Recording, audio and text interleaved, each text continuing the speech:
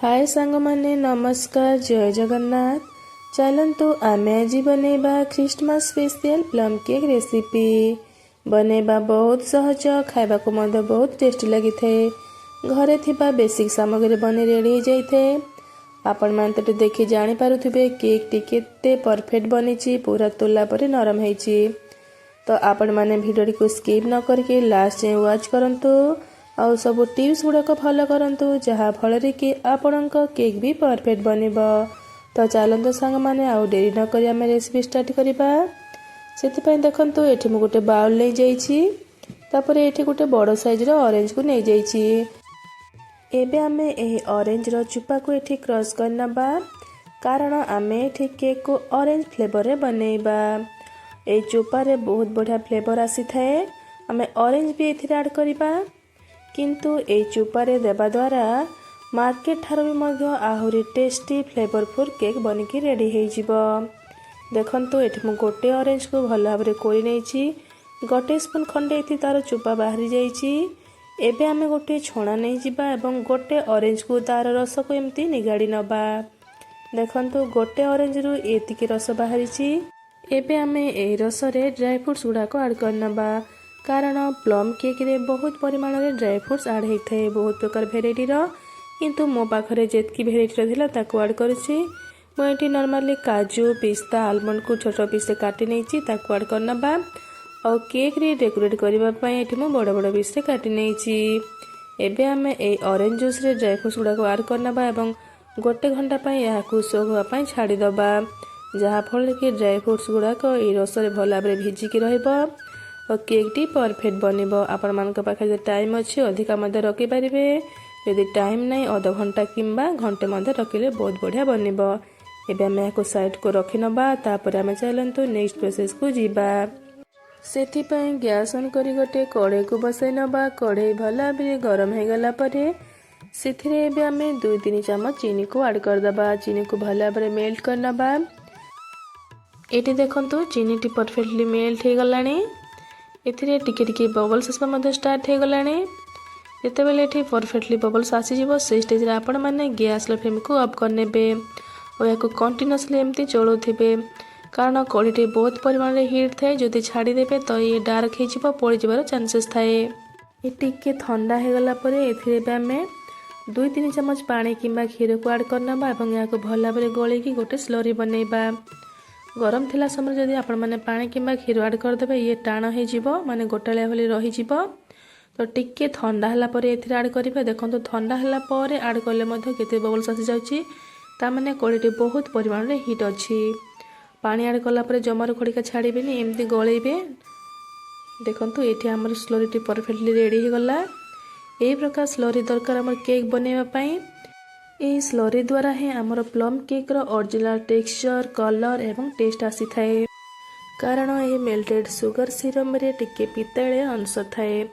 चीनी को अधिक डार्क करके मेल्ट करबा द्वारा एथिरे पिताळे टेस्ट बारी थाए। से पिताळे टेस्ट ही आमर केक टी मार्केट परि पूरा परफेक्ट बनिकी रेडी हे जाई थाए। तो एठी देखंतु आमर सुगर रो सिरम रेडी हे जाईची।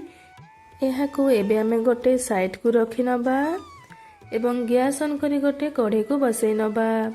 आपण माने जेउ पात्र रे केक को बेक करे पय चाहउतबे ताको गैस ऊपर रखि नबे। एठी मु कढ़ाई रे बेक करबे, जेहेतु एठी मु गोटे कढ़ाई सेति पय बसाई नेछि। एथिरे एबे हमें गोटे कप लूण को दे दबा। लूण रे केक टी बहुत बढ़िया बेक हेइ थाए। एहा को एबे हमें कवर करके गैस रो फ्लेम को ऑफ करके 45 मिनिट पर्यंत प्रीहीट कर नबा।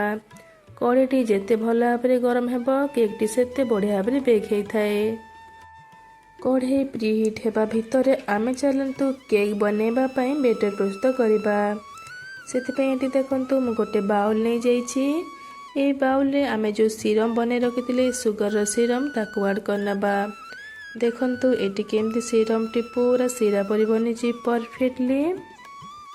एथिरे एबे आमे आधा गिन्ना रिफाइन ऑयल को ऐड कर दबा। आपण माने चाहिले रिफाइन ऑयल जगह रे मेल्टेड बटर मध्य यूज करि परिबे, किंतु हार्ड फ्लेवर कोनोसी ऑयल एठी यूज करिवेनी, केक रो स्मेल भलो आसीबनी। तापरे एथिरे बे हम ऐड कर दबा गोटे गिना आटा। ମୁଁ ଯେଉଁ ଗିନାରେ ଅଏଲ୍ ନେଇଥିଲି ସେହି ଗିନାରେ ହିଁ ଗୋଟେ କପ୍ ଅଟା ନେଉଛି। ସବୁ ଜିନିଷ ଆପଣମାନେ ମେଜରମେଣ୍ଟ କରିକି ନେବେ। ଗୋଟେ କପ୍ କିମ୍ବା ଗୋଟେ ଗିନାକୁ ଆପଣମାନେ ସେଟ୍ କରିବେ। ସେଇ ଗିନାରେ ସବୁ ଜିନିଷ ମାପିକି ନେବେ।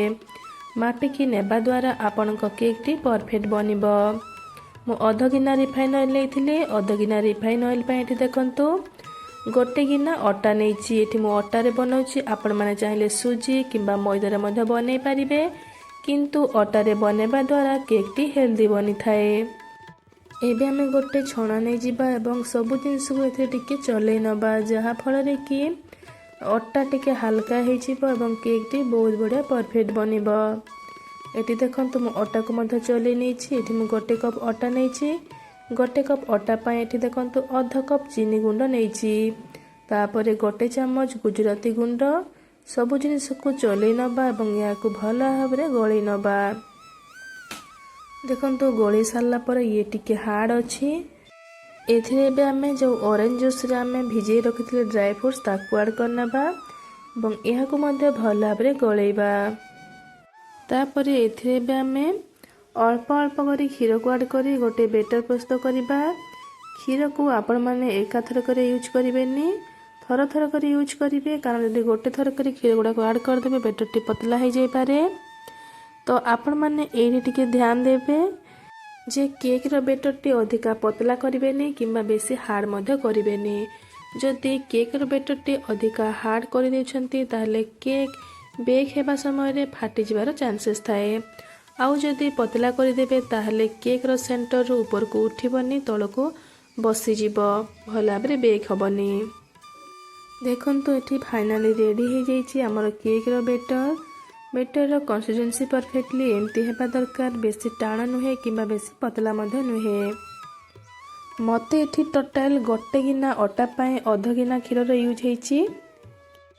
ଏବେ ଆମେ କେକ୍କୁ ମାର୍କେଟ ପରି ସ୍ପଞ୍ଜି ବନାଇବା ପାଇଁ ଏଠି ୟୁଜ୍ କରିବା ବେକିଂ ସୋଡ଼ା ଏବଂ ବେକିଂ ପାଉଡ଼ର।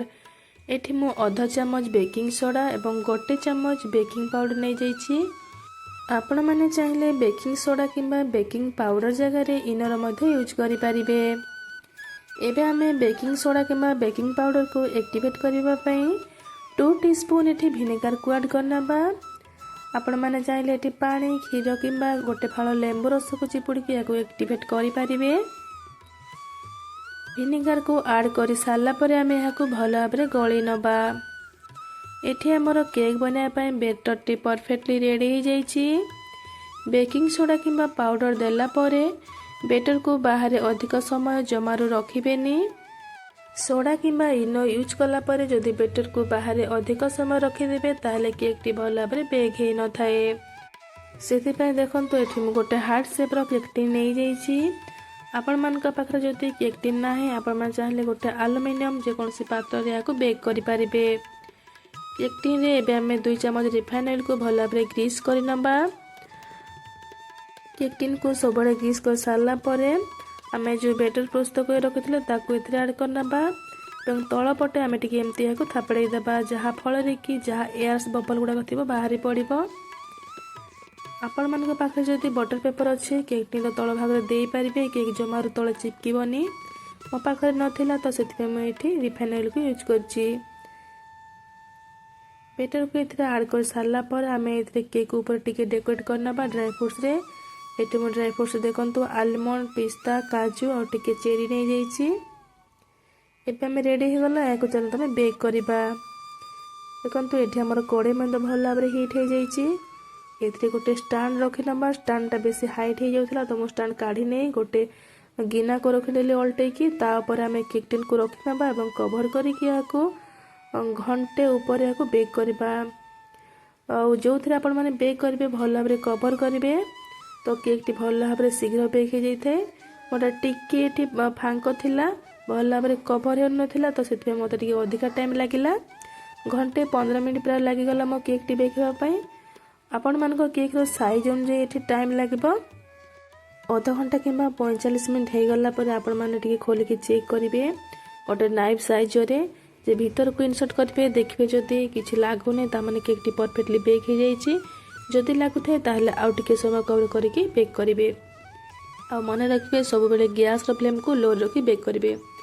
ये तो मो केक टी परफेक्टली हो जाइए आपण मैंने देखी जानी पारुथिबे। एबे चलतु या गोटे प्लेट को काढ़ी नबा। देखंतु केते परफेक्ट बनी केक टी रे जमारू लागिनी परफेक्टली छाड़ी जाइए।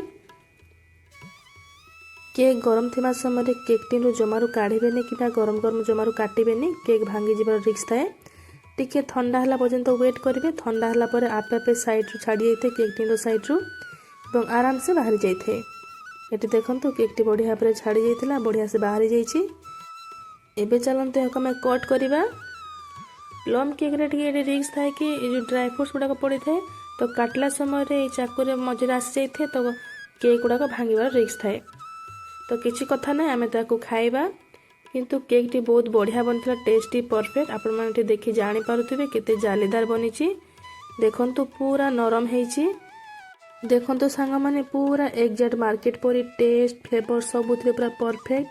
कलर मध्य परफेक्ट आसीथिला। ऑरेंज फ्लेवर थिला बहुत बढ़िया टेस्टी बनथिला सांग माने विश्वास करंतु आपण माने थोड़ा निश्चय ट्राई करंतु। बहुत सहजरे बहुत कम सामग्री बनिकी रेडी हेजिबो आ मार्केट रू खाइबा को पड़िबनी और हेल्दी मध्य रहिबो। अटारे जेहेतु बनी देखंतु केते बढ़िया बनी। आपण मानक आज केक रेसिपी केमती लगिला मते कमेंट माध्यम निश्चय जनइबे। आउ जदि भल लगी थे ताहले मो चैनल को लाइक सब्सक्राइब शेयर कर देबे एवं पाखरे थिबा बेल आइकन को दबाई देबे जहा फल रे कि मोर नुआ नुआ रेसिपी गुड़ाकर नोटिफिकेशन आपण मानक पाखरे सर्वप्रथमे पहुंची पारिबो। आउ जदि फेसबुक पेज देखुतांती फॉलो तो निश्चय करिवे।